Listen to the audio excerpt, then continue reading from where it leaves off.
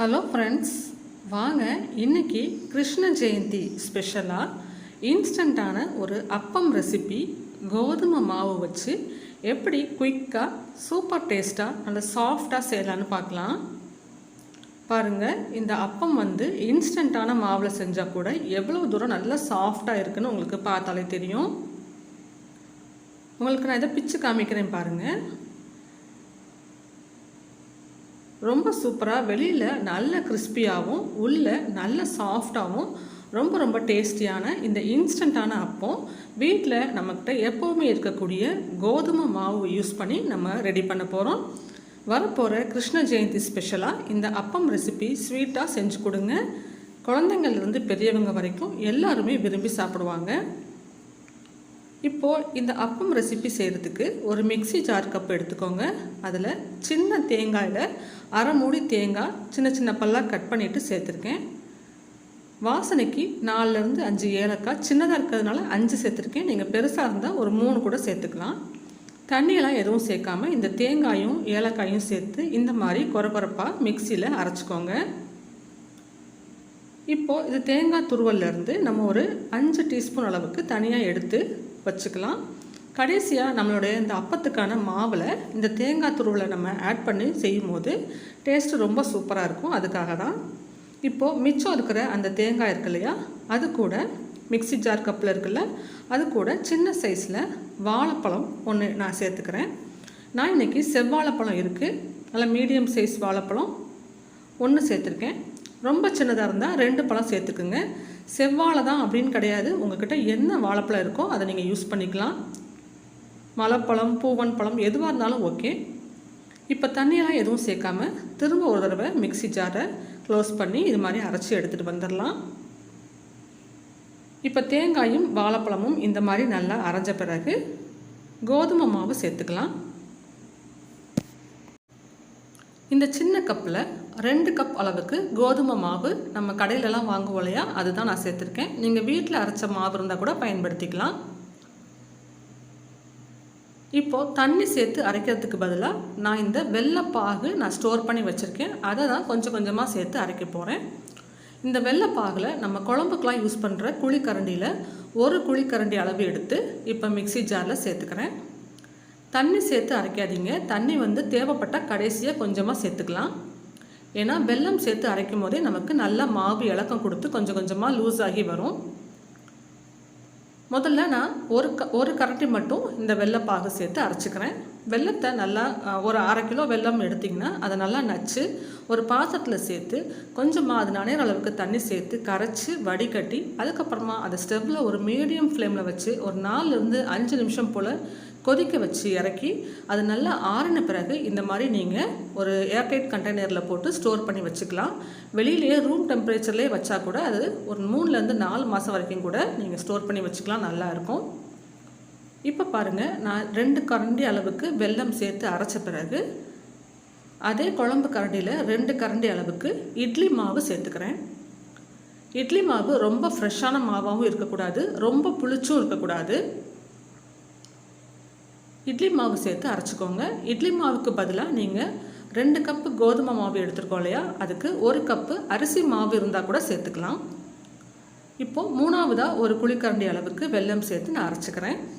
இந்த மாதிரி வெல்லத்தை ஸ்டோர் பண்ணி யூஸ் பண்ணுறது நமக்கு இந்த மாதிரி டிஷ்ஷஸ்லாம் செய்யும் போது ரொம்ப சுலபமாக இருக்கும். இந்த வெல்லைப்பாகை நீங்கள் ஃப்ரிட்ஜில் வச்சு கூட ஸ்டோர் பண்ணிக்கலாம், ரொம்ப நாள் வரைக்கும் நல்லாயிருக்கும்.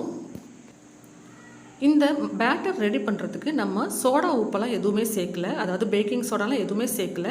ஏன்னா நம்ம இட்லி மாவு சேர்த்துருக்கிறதே நமக்கு நல்லாவே சாஃப்டாக வரும். வாழைப்பழமும் சேர்த்துருக்கிறதுனால ரொம்ப சாஃப்டாக இருக்கும். பேக்கிங் சோடா தேவைப்படாது. நீங்கள் இட்லி மாவுக்கு பதிலாக அரிசி மாவு சேர்த்து ரெடி பண்ணுறீங்க அப்படின்னா ஒரு பிஞ்ச் அளவுக்கு மட்டும் பேக்கிங் சோடா சேர்த்துக்கோங்க. இப்போ பாருங்கள், நம்ம அரைச்சி ரெடி பண்ணியிருக்கிற மாவு இந்த மாதிரி கெட்டியான பதத்தில் இருக்குது. இப்போ இதை இன்னும் கொஞ்சம் நம்ம தண்ணியாக யூஸ் பண்ணிக்கணும், அப்போ தான் நமக்கு நல்லாயிருக்கும். ஆரம்பத்தில் நம்ம எடுத்து வச்சுருந்த தேங்காய் துருவல் சேர்த்துக்கலாம். தேங்காய் துருவல் நிறைய சேர்க்கும் போது நல்ல டேஸ்டியாக இருக்கும் சாப்பிட்றதுக்கு. இப்போ தேங்காய் துருவல் சேர்த்து நல்லா மிக்ஸ் பண்ணிக்கோங்க.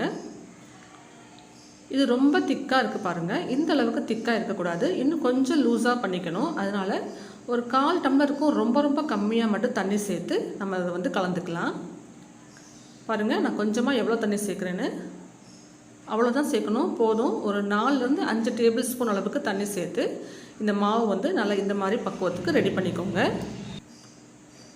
இந்த மாவு நம்ம இன்ஸ்டண்ட்டாக உடனடியாக செய்யலாம். இதை புளிக்க வைக்கணுங்கிற அவசியம்லாம் கிடையாது. பாருங்கள், மாவு வந்து இந்த மாதிரி பக்குவத்தில் இருந்தால் போதும். ரொம்ப தண்ணியாக தோசை மாவு மாதிரிலாம் இருக்கக்கூடாது. அதுக்காக ரொம்ப திக்காக முதல்ல இருந்தது இல்லையா, அந்த மாதிரி இல்லாமல் இப்போ நீங்கள் பார்க்குற இந்த பக்குவத்துக்கு ரெடி பண்ணி வச்சுக்கோங்க. இதுக்கு நம்ம ரெஸ்ட் டைம்லாம் கொடுக்க தேவையில்லை. அப்படியே கையோடு நீங்கள் அப்பம் வந்து ரெடி பண்ண ஆரம்பிச்சிடலாம். இதை நீங்கள் வந்து எண்ணெய் சட்டியில் கொஞ்சம் கொஞ்சமாக சின்ன சின்ன அப்பமாக பொரித்து எடுக்கிறதுனால எடுத்துக்கலாம்.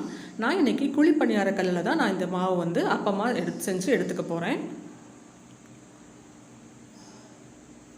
எண்ணெய் சட்டி வச்சு அதில் அப்பமாக ஊற்றி எடுத்தாலும் ரொம்பவே சூப்பராக இருக்கும். அதுவும் நீங்கள் ட்ரை பண்ணி பாருங்கள். இப்போது குழிப்பணியார கல்லை அடுப்பில் வச்சுட்டு அதில் எல்லா இடத்துலையுமே வந்து கொஞ்சம் கொஞ்சமாக நெய் சேர்த்துக்கலாம். முழுக்க நீங்கள் நெய்யிலேயே விருப்பப்பட்டால் செஞ்சுக்கலாம். அதுவும் டேஸ்டியாக தான் இருக்கும். நான் இன்றைக்கி கொஞ்சமாக நெய் சேர்த்துட்டு இன்னும் கொஞ்சம் தேவைப்படுற அளவுக்கு நான் வந்து எண்ணெய் சேர்த்துக்க போகிறேன். செக்கில் ஆட்டின கடலை எண்ணெய் தான் நான் இதுக்கு யூஸ் பண்ணுறேன். இப்போது இன்னும் கொஞ்சம் இதில் எண்ணெயும் மிக்ஸ் பண்ணிக்கிறேன். கொஞ்சம் எண்ணெய் தாராளமாக சேர்த்துக்குங்க. அப்போ தான் நம்மளுடைய இந்த அப்பம் வந்து 2 பக்கமும் நல்ல ஒரு கோல்டன் ப்ரௌன் கலரில் வெந்து நமக்கு சூப்பரான பக்குவத்தில் கிடைக்கும். இப்போது கல் நல்லா ஹீட்டான பிறகு இந்த ஒவ்வொரு குழியிலையும் நம்ம ரெடி பண்ணி வச்சுருக்கிற இந்த பேட்டர்லேருந்து கொஞ்சமாக எடுத்து 3/4 குழி அளவுக்கு ஊற்றிக்கோங்க. ரொம்ப முழுக்க ஊற்ற வேண்டாம். ஏன்னா அது வேகும் போது இன்னும் கொஞ்சம் மேலே எழும்பி வரும். நான் சொன்ன மாதிரி வாழைப்பழமும் இட்லி மாவும் சேர்த்துருக்கிறதுனால இதில் பேக்கிங் சோடா போட வேண்டிய அவசியம் கிடையாது. ரெஸ்டிங் டைமும் கொடுக்க தேவையில்லை. இதுவே நீங்கள் அரிசி மாவு பயன்படுத்துகிறீங்க இட்லி மாவுக்கு பதிலாக அப்படின்னா ஒரு பிஞ்ச் அளவுக்கு மட்டும் பேக்கிங் சோடா யூஸ் பண்ணுங்கள். மாவை நல்லா மிக்ஸ் பண்ணி வச்சுட்டு ஒரு 1 மணி நேரம் ரெஸ்ட் டைம் கொடுத்து அதுக்கப்புறமா நீங்கள் செஞ்சிங்கன்னா நல்லா சூப்பரான சாஃப்டாக கிடைக்கும் உங்களுக்கு. இப்போ மீடியம் ஃப்ளேமில் வச்சு ஸ்டவ்வை வேக விடுங்க. ஹை ஃப்ளேமில் இருந்தால் டக்குன்னு கலர் மாறி வந்துடும். ஆனால் உள்ளுக்குள்ளே மாவு வேகாமல் இருக்கும். மீடியம் ஃப்ளேமில் வச்சு ஒரு 4லேருந்து 5 நிமிஷத்துக்கு அப்புறம் நீங்கள் அடுத்த பக்கம் திருப்பி போட்டு வேக வச்சுக்கலாம். இந்த மாதிரி ஒரு ஸ்பூன் வச்சு இது மாதிரி திருப்பி விடுங்க. இல்லைன்னா இந்த குழிப்பணியார கல்லுக்குனே ஒரு சின்ன டூத் பிக் மாதிரி கொடுத்துருப்பாங்க. அது இருந்தாலும் கூட நீங்கள் யூஸ் பண்ணிக்கலாம்.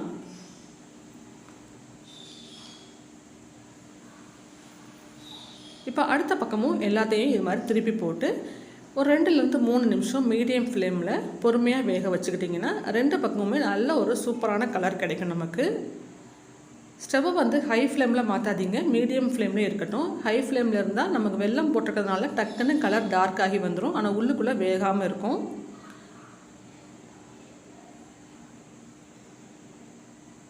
இப்போ எல்லாத்தையுமே திருப்பி விட்டாச்சு. அடுத்த பக்கமும் ஒரு 2 நிமிஷம் வேகிற வரைக்கும் நம்ம வெயிட் பண்ணலாம். இப்போ உங்களுக்கு பார்க்கும்போதே தெரியும் எவ்வளோ சாஃப்டாக இருக்குது பாருங்கள் நம்மளுடைய இந்த அப்பம்.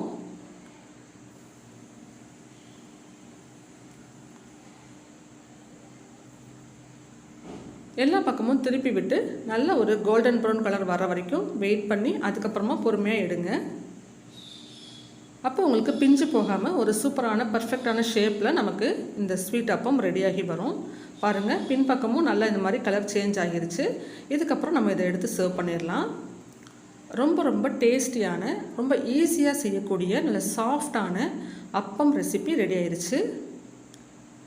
வீட்டில் இருக்கிற கோதுமை மாவு இருந்தால் போதுங்க.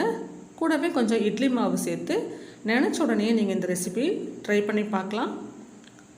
வரப்போகிற கிருஷ்ண ஜெயந்தி அன்னைக்கு ஸ்பெஷலாக ஸ்வீட்டுக்கு கண்டிப்பாக இந்த அப்பம் ரெசிபி ட்ரை பண்ணுங்கள். ரொம்ப டேஸ்டியான இந்த ரெசிபி உங்களுக்கு ரொம்பவே பிடிக்கும். இந்த வீடியோவும் உங்களுக்கு ரொம்ப பிடிச்சிருக்குன்னு நினைக்கிறேன். இந்த வீடியோ உங்களுக்கு யூஸ்ஃபுல்லாக இருந்தால் இந்த வீடியோவுக்கு ஒரு லைக் கொடுத்துடுங்க. உங்கள் ரிலேட்டிவ்ஸ், ஃப்ரெண்ட்ஸ் அண்ட் ஃபேமிலி மெம்பர்ஸுக்கு இந்த வீடியோவை ஷேர் பண்ணிக்கோங்க. இது மாதிரி ரொம்ப சூப்பரான ரெசிபிஸ் பார்க்குறதுக்கு நம்ம சேனல் சப்ஸ்கிரைப் பண்ணி வச்சுக்கோங்க. தேங்க்ஸ் ஃபார் வாட்சிங்.